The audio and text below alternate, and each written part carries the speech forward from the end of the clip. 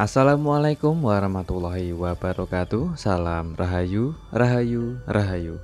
Jumpa lagi dengan saya di channel New ID Seluler Tutorial.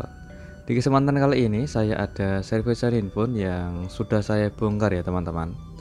Ini ceritanya itu handphone Oppo A53. Rencana pelanggan minta diganti LCD teman-teman.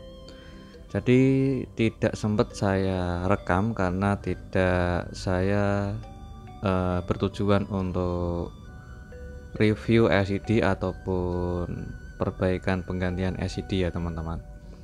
Jadi untuk saya bongkar itu ternyata setelah saya koreksi itu ada bagian konektor atau soket konektor LCD itu ternyata rusak teman-teman.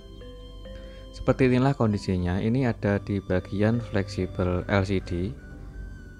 Ini ada soket konektor fleksibel LCD yang rusak ya teman-teman. Jadi kondisinya seperti itu. Oke.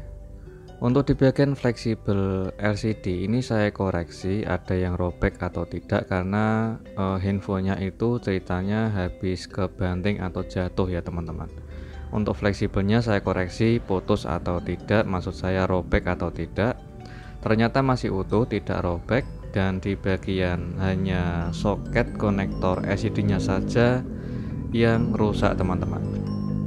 Oke, perhatikan di bagian soket konektor yang ada di bagian mesin. Oke, saya akan tunjukkan di bagian ini teman-teman. Ini adalah bagian yang penting. Jadi meskipun kita mengganti LCD yang baru, otomatis tidak bakalan bisa disebabkan oleh soket konektor LCD yang ada di bagian mesin itu juga ikut rusak teman-teman. Oke, seperti inilah kondisinya. Jadi untuk di bagian soket konektor yang ada di PCB mesin itu juga ikut rusak teman-teman. Oke, kita coba untuk membongkar di bagian mesinnya dulu. Kita lihat di bagian soket konektor yang ada di bagian mesin teman-teman. Kita lepas dulu untuk fingerprintnya dan kita coba untuk melepas semua di bagian kamera depan dan kamera belakangnya. Oke, sekarang kita angkat mesinnya teman-teman. Kita angkat mesinnya, kita coba untuk koreksi yaitu di bagian soket konektor LCD yang ada di bagian mesin. Oke, kita coba untuk lepas pelindung di bagian pengaman soketnya. Perhatikan. Seperti inilah kondisinya teman-teman. Kita coba untuk berdekat lagi. Oke. Jadi meskipun kita mengganti LCD, kalau konektor soketnya itu seperti ini kondisinya, itu nggak bakalan bisa diganti LCD ataupun LCD yang baru tidak bakalan keluar gambar teman-teman. Disebabkan oleh konektor soket LCD yang ada di bagian PCB mesin itu juga ikut rusak.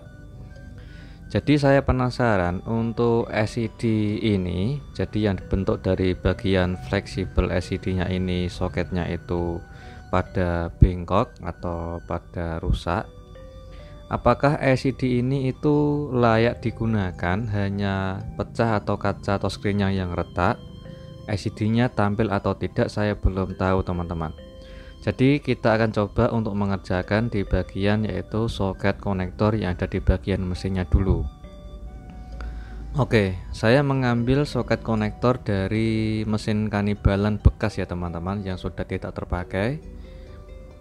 Oke, saya presisikan untuk menyamakan yaitu di bagian pin kaki konektor maupun dibentuk di bagian bentuk soket konektornya ya teman-teman, harus sama persis.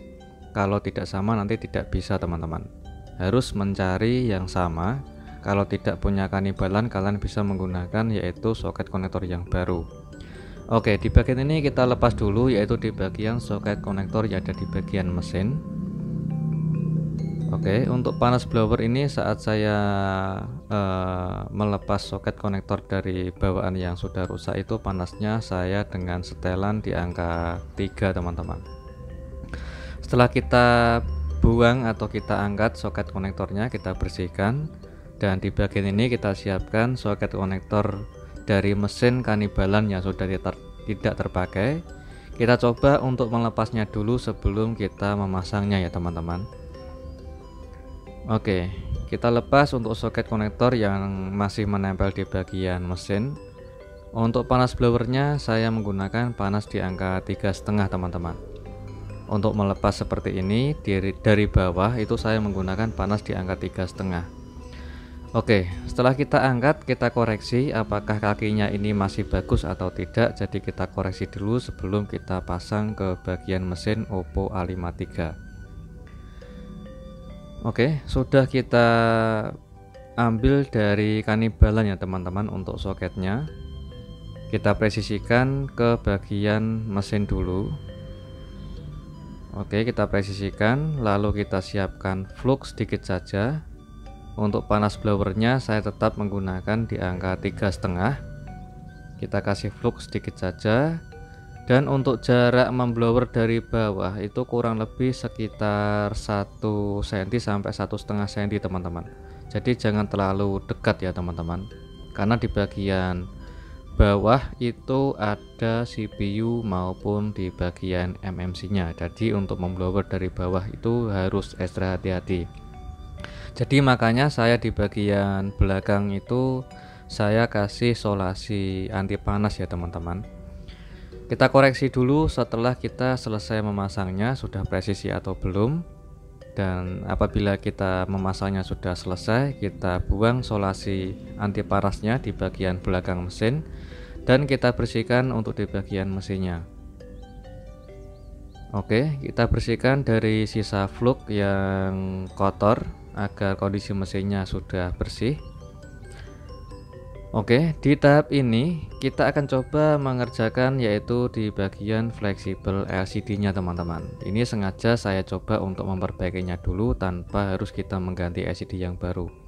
Ini saya menggunakan LCD yang bekas yang sudah hancur atau sudah rusak dengan tipe seri yang sama yaitu Oppo A53.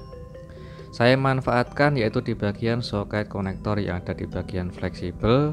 Nanti kita akan coba mengganti dari fleksibel atau di bagian soket LCD dari kanibalan ya teman-teman. Oke, kita siapkan untuk soldernya, yaitu untuk melepas di bagian soket konektornya. Kita letakkan seperti ini, fleksibel ke bagian solder. Kita kasih flux secukupnya saja, lalu kita angkat pelan-pelan untuk soket konektornya. Oke, sekarang konektornya sudah terlepas ya teman-teman. Kita koreksi dulu di bagian kaki pin pada fleksibelnya. Kita ratakan dulu menggunakan solder. Oke, setelah terpisah untuk soketnya, kita siapkan soket yang dari fleksibel atau dari LCD yang bekas atau sudah tidak terpakai. Kita gunakan sebagai penggantinya teman-teman. Tetap dengan cara yang sama, kita gunakan solder seperti ini. Jadi kita fleksibelnya kita tatakin pakai solder sambil kita kasih flux dan kita angkat pelan-pelan soketnya. Oke, soket konektornya sudah kita angkat ya teman-teman. Dan kita coba untuk memasangnya ke bagian fleksibel yang tadi soket konektornya itu rusak.